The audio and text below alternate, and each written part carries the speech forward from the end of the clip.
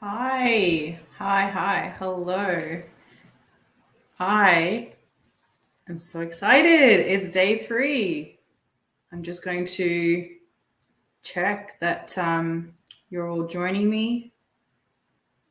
Hope we're all doing really well. I've had an amazing day so far. Or maybe you're just starting your day. Who knows? Let me have a look. Where are we? All right, awesome. So, who's joining me? Wherever you are, say hello as you jump in. Okay. We will certainly wait a few minutes for all of the amazing people to join me. And I'm really excited. I can't believe it's day 3. So we're officially going over the halfway line. And if you're making it up to here, that's amazing. And if you're watching the replay, make sure you hashtag replay if it's in the group. So let's see. We'll see how this is working. Hopefully I will be able to see all of the comments and everything coming through. How are we all doing? I'm honestly not sure I can see much on this. Hope we're all doing really well anyways. So if you can hear me, you can see me, then okay, yeah. No, it's looks like it's all good. How are we all going?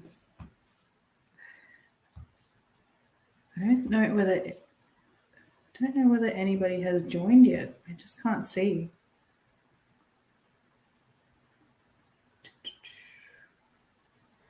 Either way, it is on the dot 9 o'clock my time. So I'll certainly give you guys a few minutes. It's always so obvious that if you are even a minute late when it's online, because you could just look at the clock and you're like, oh, I'm late. I'm officially late. When it's online. Ooh. Give me a minute.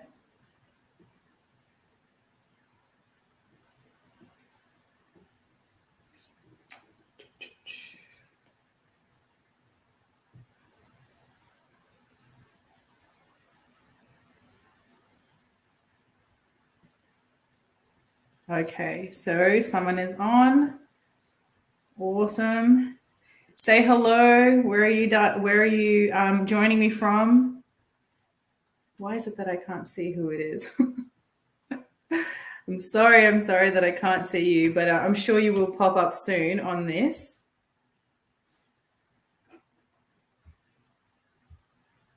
I'm going to wait a few more minutes anyways.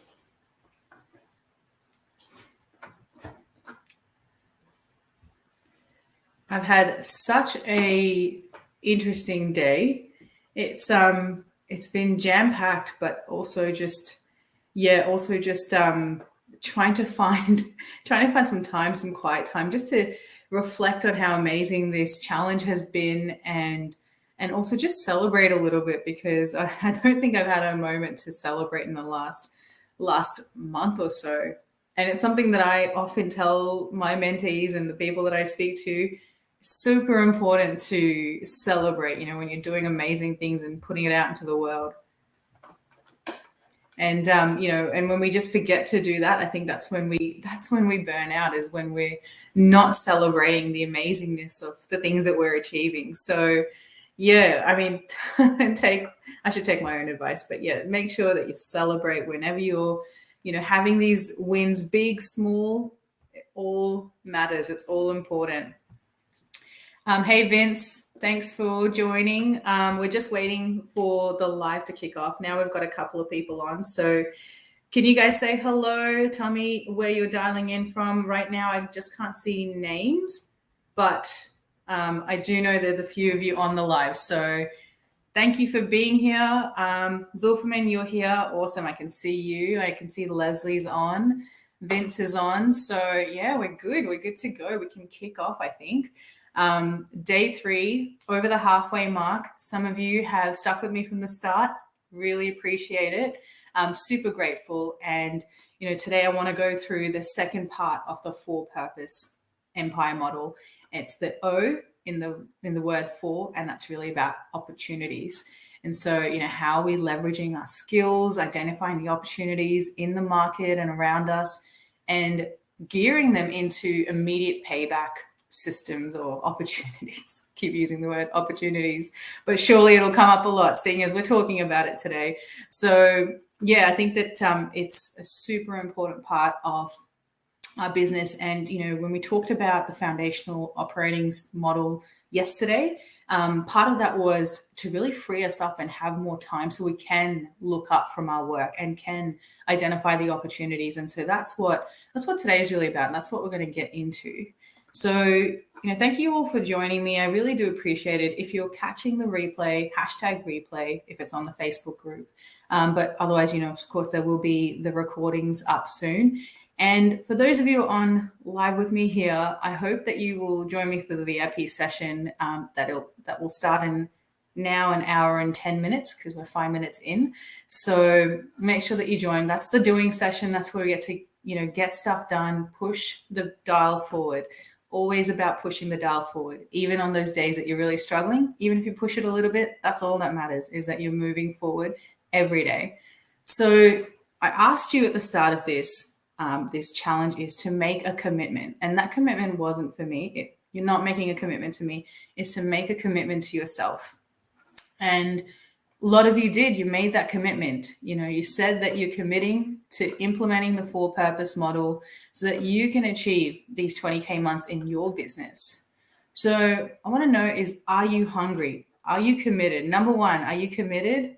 2, not sure. What is it? Are you a 1 or a 2? You're right here with me. That's amazing. Botswana. So I'm assuming that's Waba. Are you on? Amazing. I can see you now. I'm sorry. I'm just, teetering between the StreamYard and my phone to see who's on. Hello from Amsterdam. Oh, that's where you are, Vince. Amazing. Amazing. So cool. So we've got people from all over the world. So obviously all sorts of different timings. Thank you all for joining. So I know some of you have put up these commitment statements, and that's what I want to know. Where are you? Are you fully committed? Are you a hard number 1, or are you still like, I committed, but I'm still not sure? Are you probably like number 2? What are you? Tell me now, and I'll hold it to you until the end of this challenge. I'll make sure that I hold you accountable. And I'm trying to. This is why I'm coming up and showing up a lot in the group, just to keep you guys on it, to keep you committed, to keep you attending, to showing up, doing the thing. So who's with me? We're getting some number 1s come through. Amazing, amazing.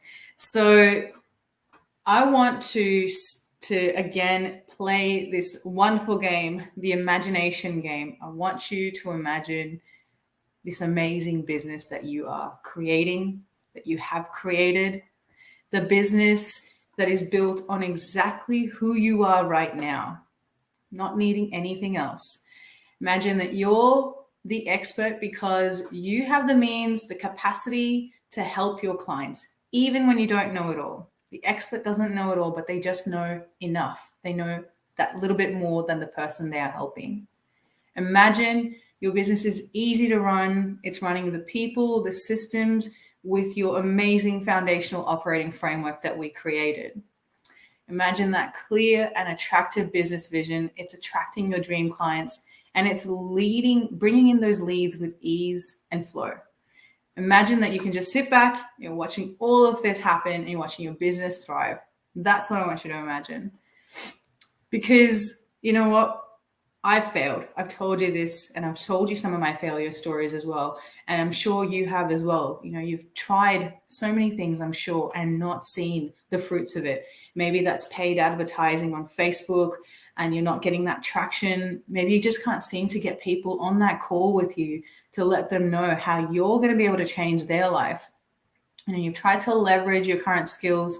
You still feel like a bit of an imposter. Maybe you feel like you need numerous certifications to be considered the expert. Maybe you've tried to find, ways of creating that lucrative offer that really brings in the people, but nothing has worked so far. Hey, Shavkat, thank you for joining.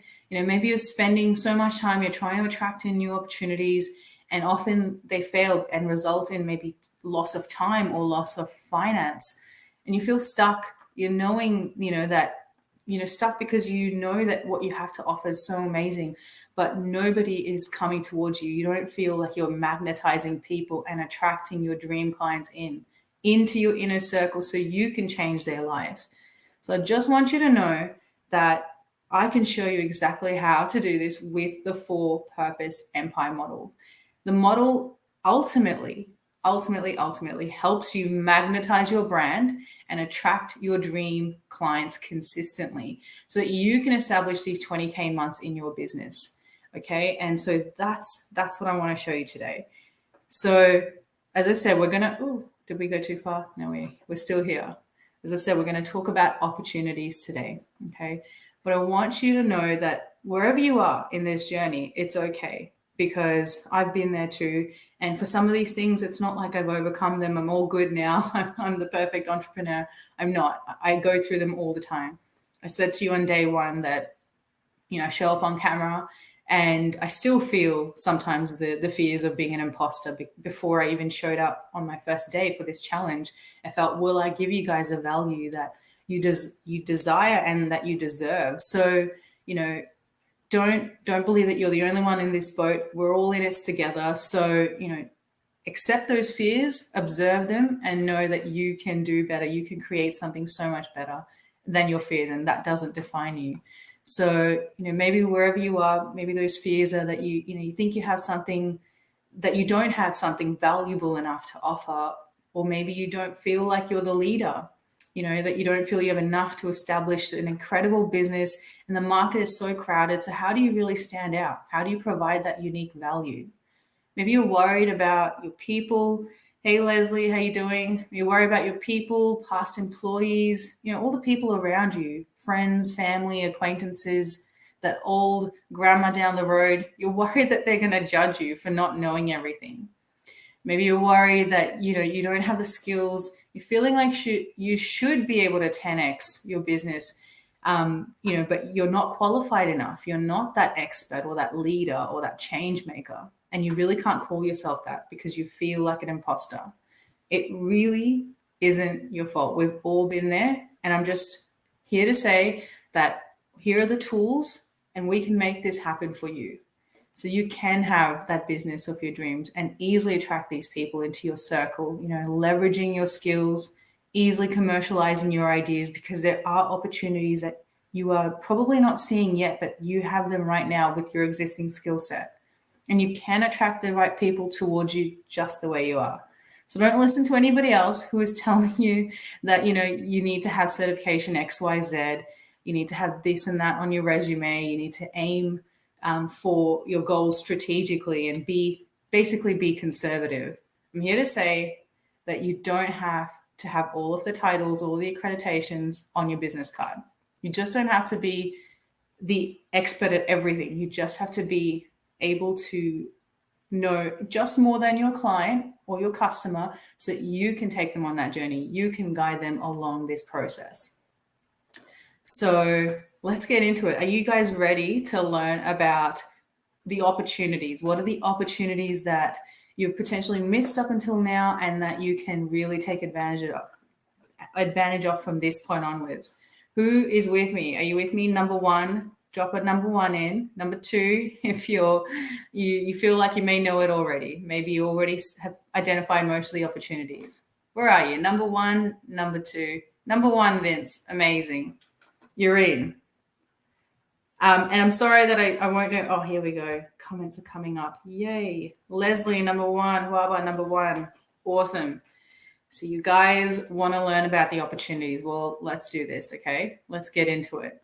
So the first thing, before we get into what exactly those opportunities are going to look like, we touched on the UVP yesterday. I really want you to think about this very closely. So again, I hope you have a notepad, pen in front of you, or you're typing on your computer.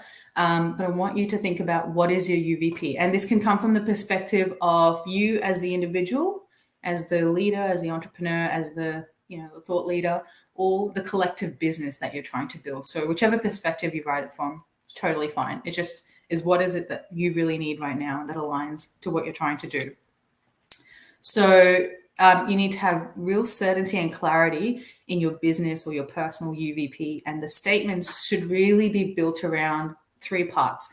One is I or we are in the business of, I or we do this through, and over the last few years we have, so what have you achieved?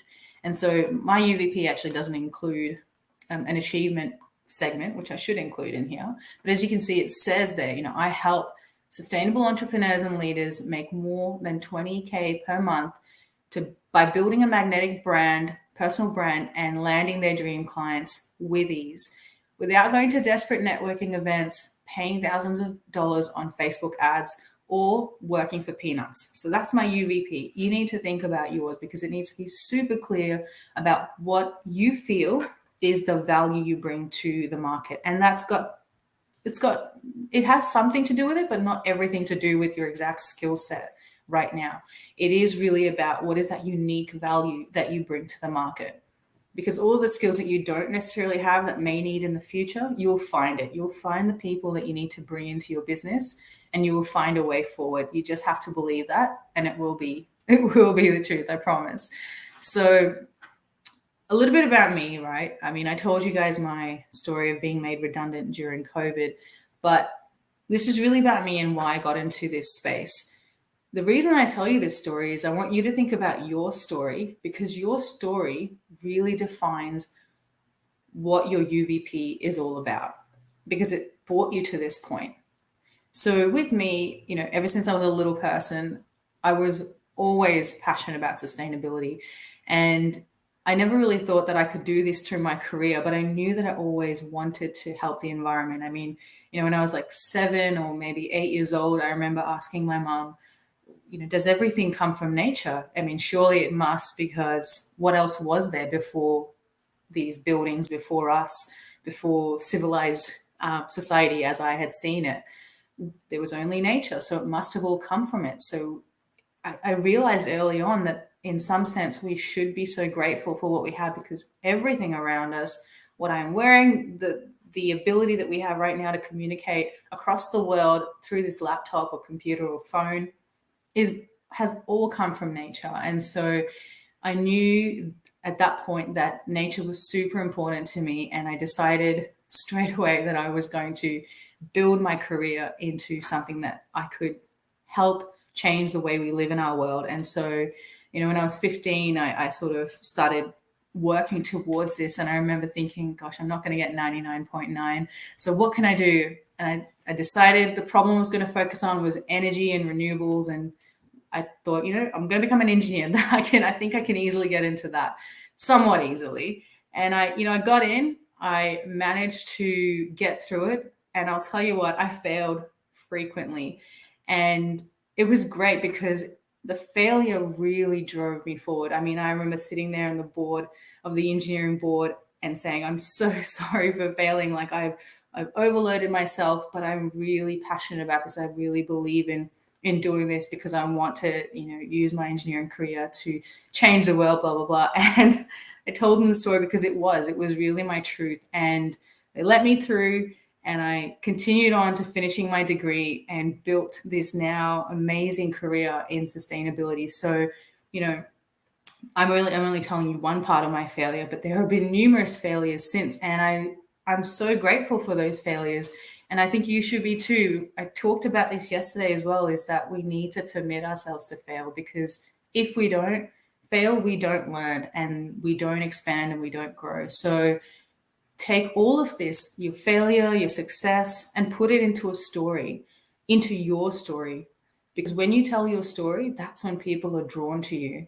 I mean, we'll touch on this further on in the challenge, but an important part of when you're showing up online is to share your story.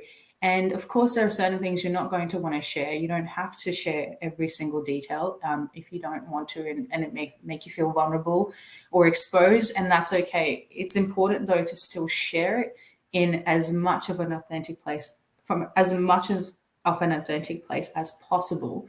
And that is when people will connect with you and align to what you're doing. So yeah, I really want to reiterate that. And that's why I think it's so important to think about your story right now to build out that UVP of what unique value you bring into the market and what that unique value proposition has been built on, which is really your story.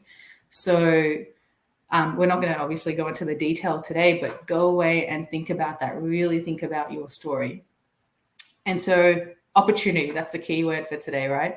We're talking about finding the opportunity in the crowded market.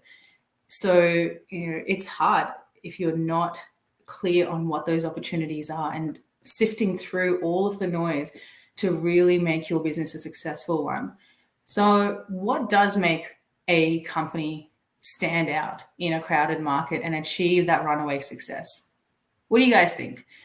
Is it the initial funding, the CapEx, like having plenty of initial funding? Maybe they're spending lots of money on paid advertising. Maybe they've already got a pretty strong network, so they just literally run into work straight away. Do you guys think it's any of those things?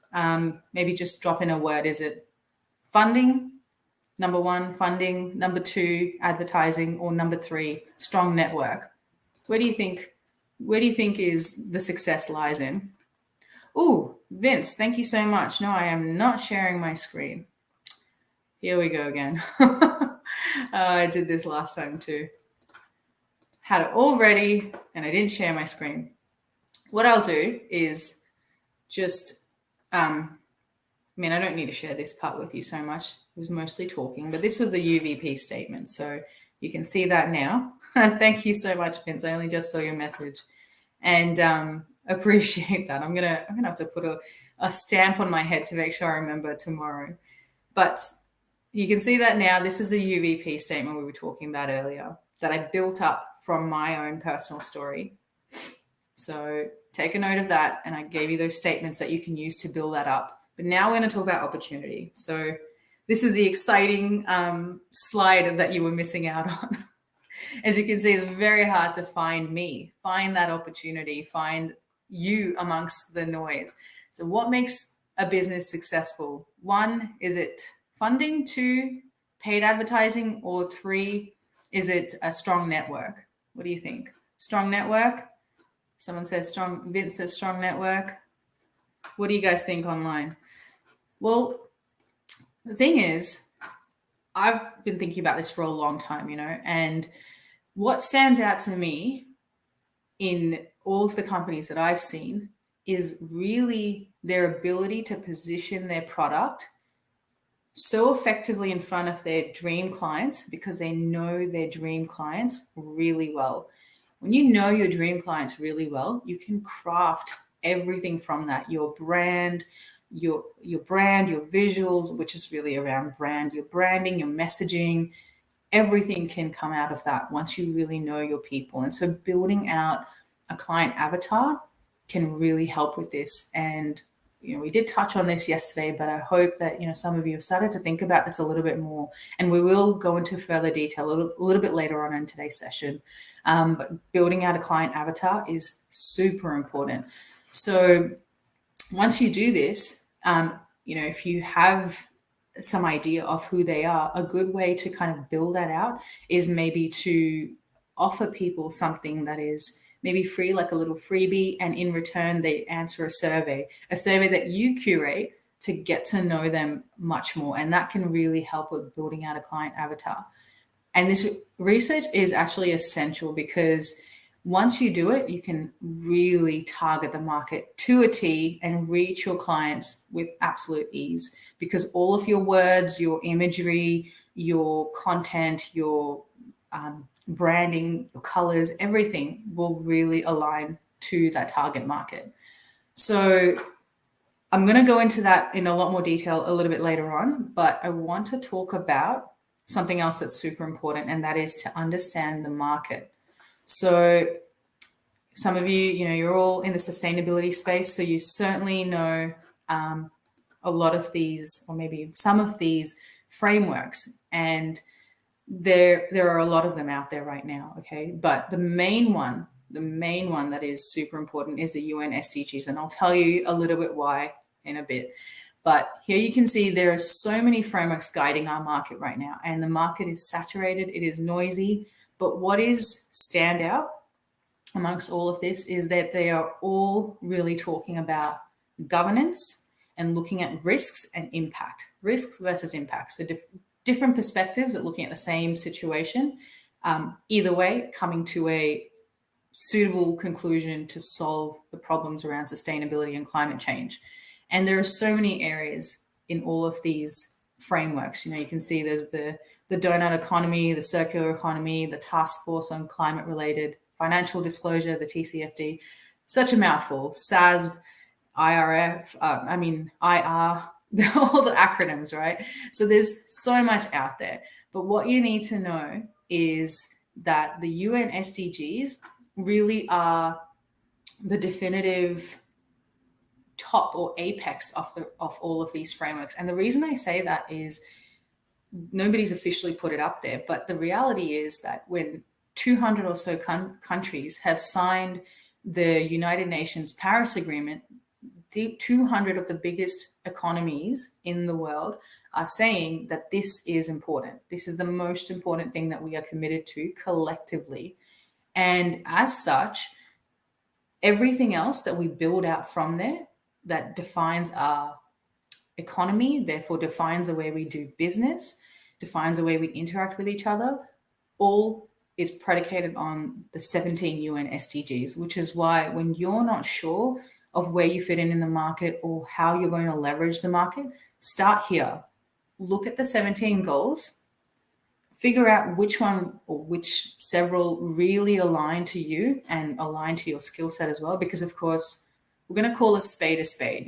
You're not going to be a lawyer who's trying to design a bridge, okay? And you're not going to be an engineer who's trying to look at, the entire legal document, a contract, and write out torts. I don't know. I'm making words up. I'm pretty sure tort is a legal word. But the point is, you're not going to do that. But you have to know that you do have to have some level of skill, of course, if you're going to be working in, that area of work. And so it does sort of, sorry, I've lost my train of thought. But what I was trying to say is you definitely have to have, some skill set that you're building this up from, this business. And then seeing where that fits in within the 17 UN SDGs is really important about knowing where that idea, that concept fits into the market. Once you figure that out and you know which UN SDG or several UN SDGs your skill set or your offering aligns to, you can then look into it further and understand how does that trickle down into the market? Like, what are the frameworks or the ways of thinking that align to, UN SDG number 9, for example, because that really aligns to me. Or maybe you're looking at conscious consumption and production, and, you have the skill set to help that problem. And so really doing your research around that can help with defining where you fit in the market. Start with the UN SDGs because governance is the biggest driver right now, and the biggest corporations are making huge headway. As I said, they've all pledged under the Paris Agreement. They've written out their nationally determined contributions, which is their official commitment to the United Nations. So the sustainable market is here. You just need to figure out where do you fit in and how can you leverage your existing skills into this spot in the market. And so moving on from that, once you sort of have a look at the market, then you need to think about, well, yes, this is where the market is now, but where is it heading towards? So we've seen the market shift rapidly overnight. I mean, COVID is a perfect example of that, right? And we've seen how quickly the market can change. So knowing how your market is changing over the next few years is super important. And a good sort of a good time frame to consider is, the next 3 years especially, and also, pushing that out to 5 years. But that will certainly look different even from what you think now the next 5 years is going to look like, because, we're in the biggest age of disruption in terms of digitization and innovation technology is just booming. So knowing exactly where your market is heading towards is going to really help you know how your market is going to change. Like, are robots going to take away your job? Can they easily do what you're doing and taking a lot longer to accomplish? Is your product or service going to continue to have value in the next 3 years, in the next 5 years? Do you think that maybe the way that the market is shifting and the way that people are expecting things to be created, will your product no longer be of need or of value or of desire? So knowing exactly how the market is shifting is super important. One example of that is when, of a disrupted market is really when in 2008, the GFC hit. We all kind of remember that, right? It was pretty epic. And since then, really, we've continued to see so much disruption in our commercial systems.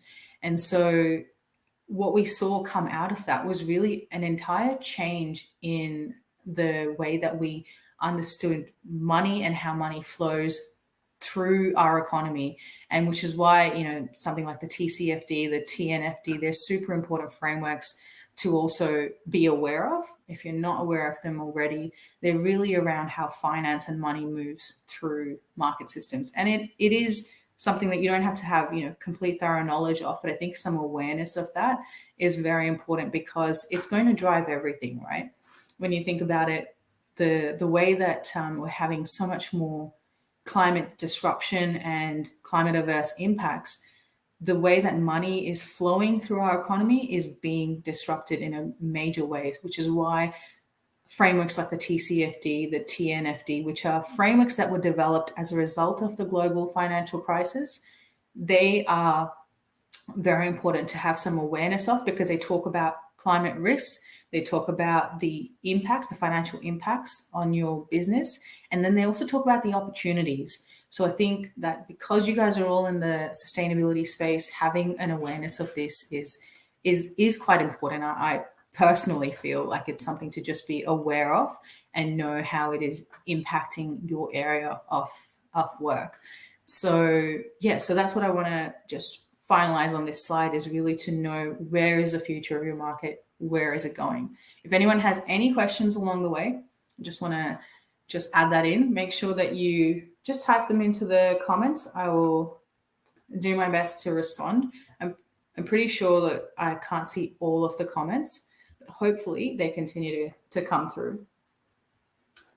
So finally, let's think about some practical ways of putting this all into action, right? Figuring out where we fit in, because as an entrepreneur, it's so easy to just get caught up in your really cool idea. You just know your product, your service, you feel like it's going to be the big one and you're all excited, you're enthusiastic, but really to all of that, you may end up, just sort of not reaching those people because you haven't figured out how what you have to give is exactly what the people need. And so I feel like too many entrepreneurs, what we tend to do is we just fall in love with what we're doing and we neglect to focus on the people that we want to sell it to, the people that we want to buy from us. So this is where we start to, and I will go into client or customer avatar a little bit further detail, but to get you started, some of the things that I think you should be thinking about is your niche. So defining your niche. The more clearly you can define the niche, the easier it is to market exactly to your niche. Like, for example, if your niche is women, and that's a bit broad, but let's say your niche is women, you're going to need to think about then, are these women mothers? Are these women young, teenagers? Are these women successful corporate climbers? Who are they? What stage of their life are they at? And really get into the details of the questions. Then you're going to figure out, what do they want? So once you've established who they are, what do they really want? So if you consider it from your customer seat, why might they need what you're offering? What is the benefit to them? What pain do you take away from them by them engaging you in your service or your product? Using those ideas in terms of what pain you take away, what benefits you give, using those words to then expand that or extrapolate that out into your marketing message can really help. So figuring out what they want is super important. And usually what they want is for you to make their life easier, take away some of their pain, and just essentially just make their lives easier. I think like that's the main thing. So figuring that out is the next step. And then you need to figure out, where are they? Like, where do they go? So if you've got a really clear market, and you understand exactly who they are, figuring out where they go is going to be really important. Like, where do they hang out? Do they hang out in particular types of groups on Facebook or LinkedIn? Are they in forums or blog posts, like certain blogs? Where are they hanging out online, that is? So not physically. Don't go out and physically search for your customers. That's going to be inefficient and probably creepy. So we're not doing that. We're going online. We're figuring out, where do people go? And then talking about your message in their space in front of them so that they see you and they hear you. Then you've got to differentiate yourself. So the world is overcrowded. I mean, with social media now, like, we barely have a person's attention for maybe the first couple of seconds, maybe in microseconds. I don't know what the numbers are. I'm sure they're low because we're essentially scrolling, and we have something like a 7 to 9 second concentration span, which is crazy. So how do you differentiate yourself in a crowded market? Because when people are bombarded with so much information, you need to stand out so that they can see the opportunity to get what they need, exactly what they need from you. So don't just rely on the fact or believe in the fact that what you're offering is unique enough and it'll sell itself. You need to specifically and effectively and actively differentiate yourself. And then finally, be consistent. And I say this all the time. I said this to you guys in the lives and throughout the week so far. Show up, be consistent, show up, same thing. Always post, talk about your stuff, constantly introduce people into your world and what you do. Because when you're not being consistent, when you're not showing up, you're not only doing yourself a disservice because you're not making money, you're not bringing people into your circle. You're also doing your people a major disservice because you're not changing their lives. And if you know that you can change their lives for the better, then you're obliged to show up. You're obliged to be there, and you're obliged to change their lives. So show up, be consistent. And so that's the last one. Someone's written, "Oh, you're late comer." Okay, that's all right. We forgive you for being late. I can't see the name at the moment, but I'm sure it'll pop up in a bit. Welcome. You can always watch the replay for whatever parts you've missed. So just talking about where we fit in the market.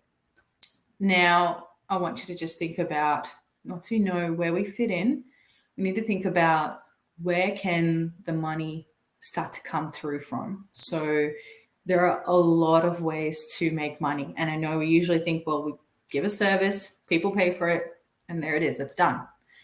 But there's so much more to that. So there's, of course, the direct services, which is exactly what I just said. You give a service, you provide a service, you provide a product, and then people pay you money. And that can be done face-to-face, directly, indirectly. But you have to think about scalability with that. I think that's a really important thing, is when it's face-to-face or it's a direct service, it can sometimes lack in scalability. So keep that in mind when you're thinking about where your income streams are coming from and how you're adapting that to the market. So here are some ideas of where you can get your money from. So there's, reselling.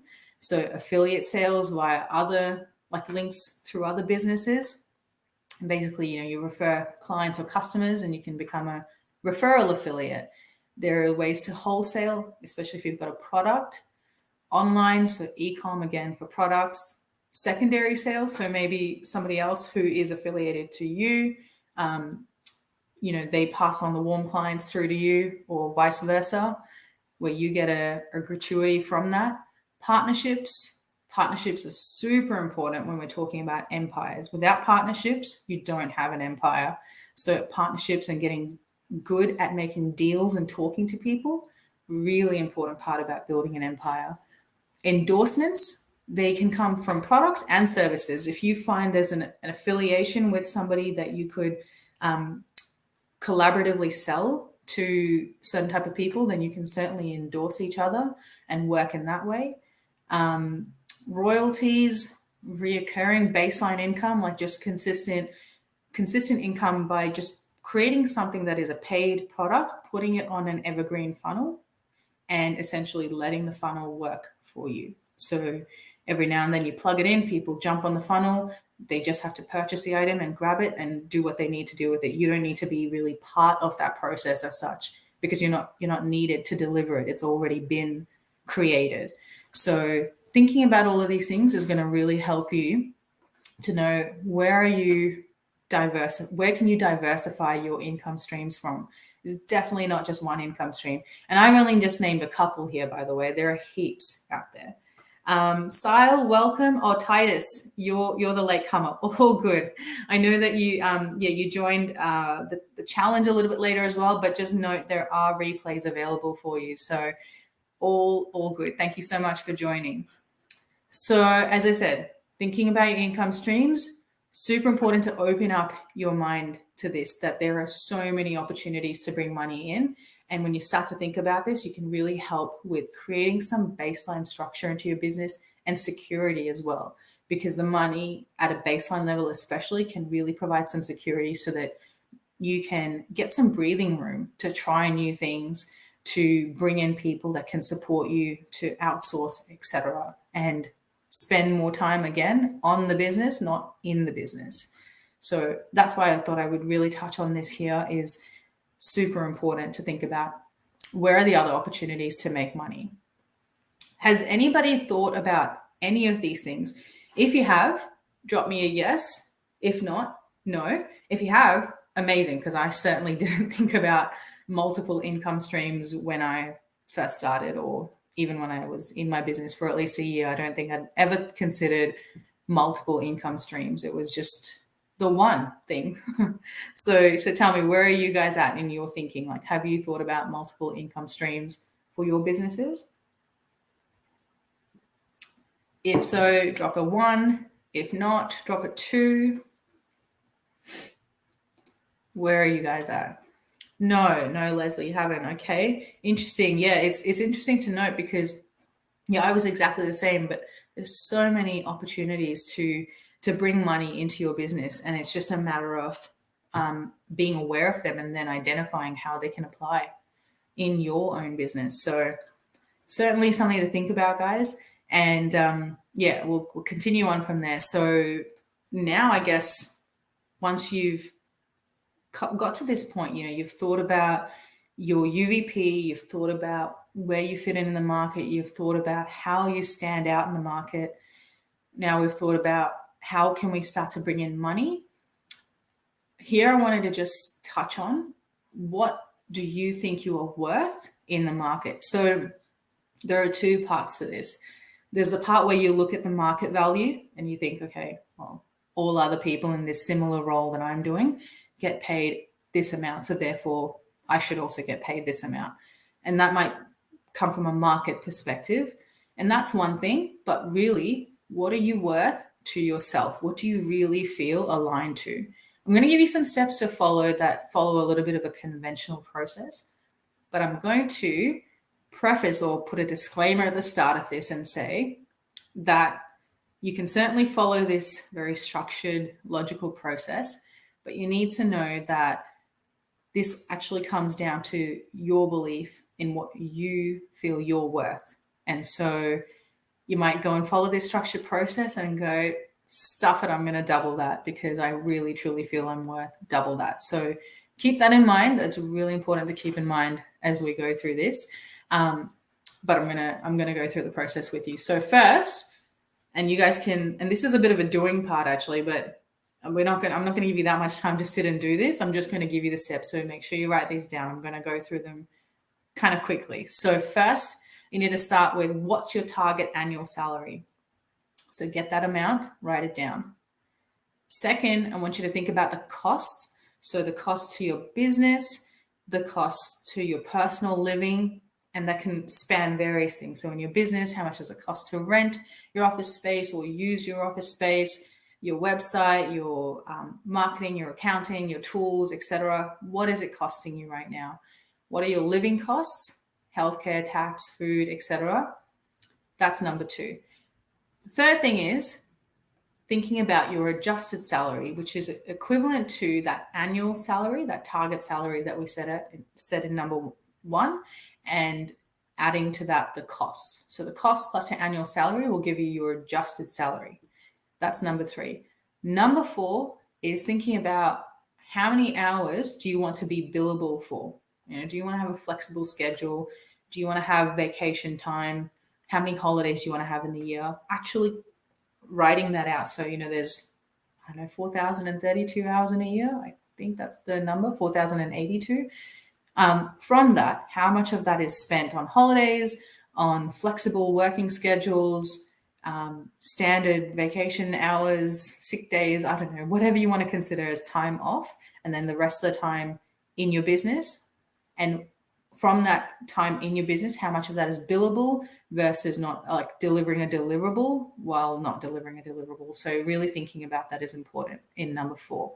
And then in number five, you find out your rate by basically looking at the adjusted salary that you got in step number three, and you divide that by your billable hours.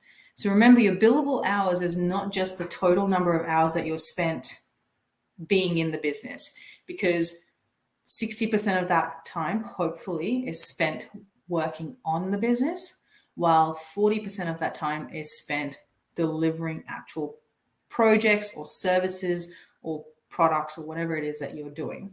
So that way, what you're trying to account for is, although I'm only spending 40% of my time actually delivering a service, I'm charging accordingly to the adjusted salary that I know I desire in my business. So that's how I think you can come up with a clear value of what your rate might be, based on something quite logical and stepwise.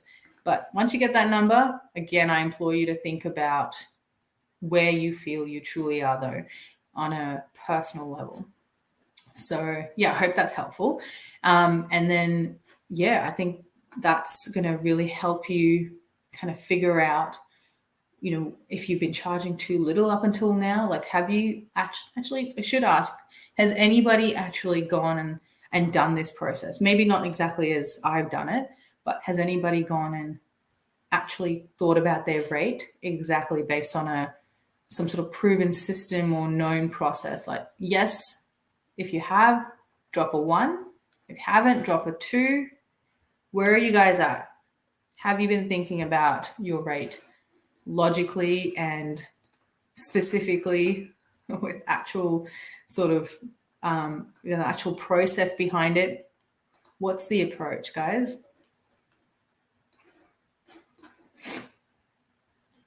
I'm going to take a sip of water and wait to hear from you.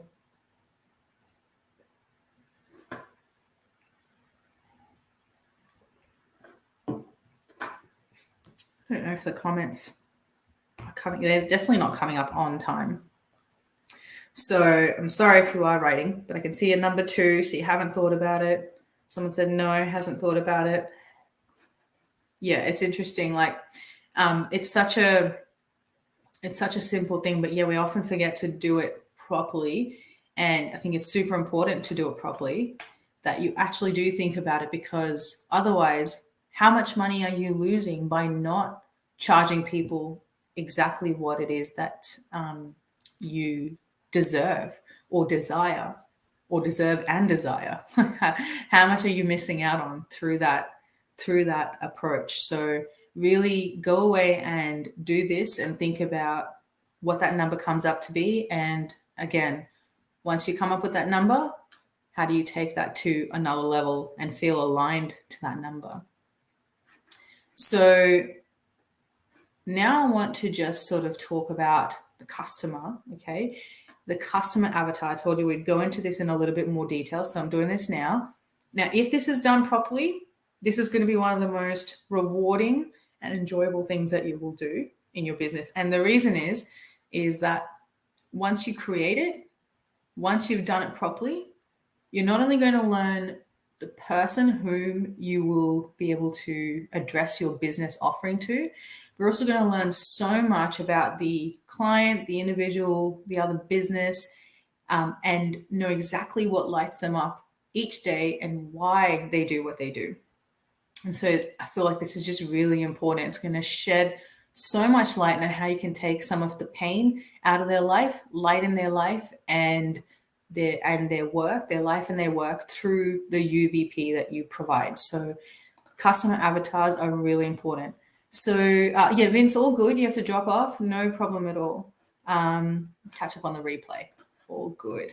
So something imperative to understand about the customer avatar is that you may initially come up with one, but as you go along, and I think as your business becomes more complex, you're going to find that there's actually more than one customer avatar, and that's pretty normal. So customers, so with the customers, you really need to figure out the nuts and bolts of who is your ideal client or your customer. So some of the things that you can start by asking yourself is what I've noted down here is, what's their gender? Are they male? Are they female? Do they identify as both? And if they do, then you need to create a separate avatar for each gender. Then you need to figure out how old are they, in terms of an age bracket. If they really are spread across a pretty big age bracket, it's probably good to break it up into sub generational avatars like Gen X, Gen Y, Gen Z, baby boomer, whatever it is. So breaking it down on age. The third is, what sort of education level are they at? And did they finish high school, university, masters? What is it that they did? And so having multiple answers again over here might need you to separate that out a little bit further again. So it can get a little bit complex. This is where you start to see multiple avatars. The fourth thing is, what's your dream client's occupation? So, what is the actual title and role, and what industries are they usually working in? And then finally, sorry, I already covered title, but really it's what's their dream occupation in the industry they're in. And number 5 is, what's their title or the job that they do. I think I've just butchered the numbers a little bit, but anyways, title, occupation, title/occupation, and industry. And then finally, what is the income of your target client? So what sort of range are they generally earning? What is their household income looking like? And you're going to say, well, why do I need to know all of this information?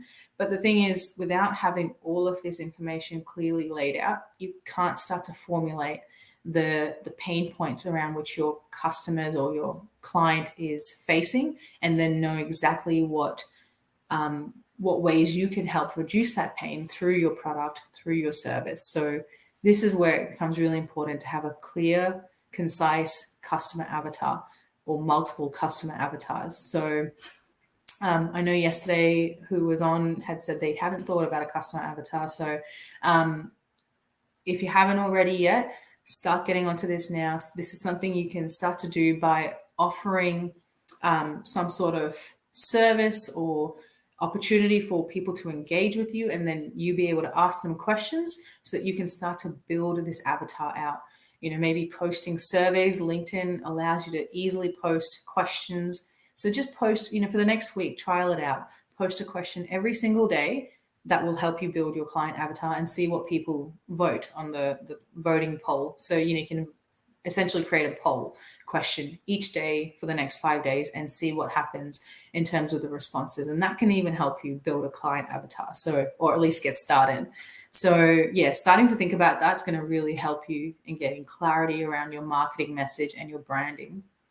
And then finally, I just want to sort of really kind of end on this is thinking about all of these things and how important they are in your business is going to help you realize some important the answer to one important question, and that is, what's missing So what opportunities are missing right now from you having not thought about this?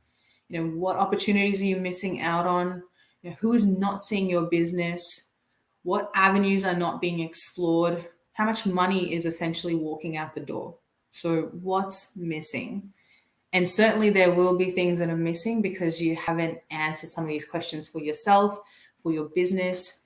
And so that's what I'm here for today, is to say you need to think about these questions.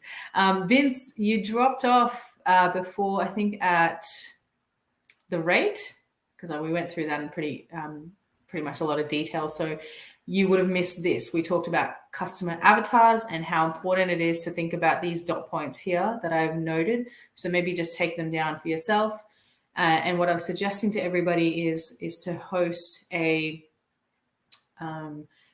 poll question for the next 5 days of the week, or maybe put out a survey, anything where you can get people responding to some questions that you really need answers to, that will help you build out a customer avatar. So sorry, guys, I just wanted to go back to that because Vince asked the question, and he's been so diligent through this process and involved. So this is important for you to take note of, Vince, is creating a customer avatar and how important that is for your business. And then finally, to end on, again, what I was saying is, having not considered all of these things we've talked about today, what do you think is missing as a result of it? Because that is going to give you a bit of a kick up the butt and go, I don't want to miss out anymore. I don't want to miss out on the opportunities. I don't want to miss out on the people who are not seeing my business, the avenues I'm not exploring, the money that I'm not making. What is missing? So think about that, guys. I'm going to finish up now. I hope that you will join me in the VIP session. There is a message going out in about 9 minutes from now. So you should get that with a link to the VIP if you're ready to do the damn thing, push the dial forward, join me in that. And we can certainly get some stuff done. That's what the session is really all about. It's about the doing. So I hope you will join me there. Thank you so much to everybody that has joined me here today. And looking forward to seeing you all in day 4. Take care, everybody. Have an amazing, amazing day, evening, night, wherever you are, afternoon, and talk to you all soon. Bye.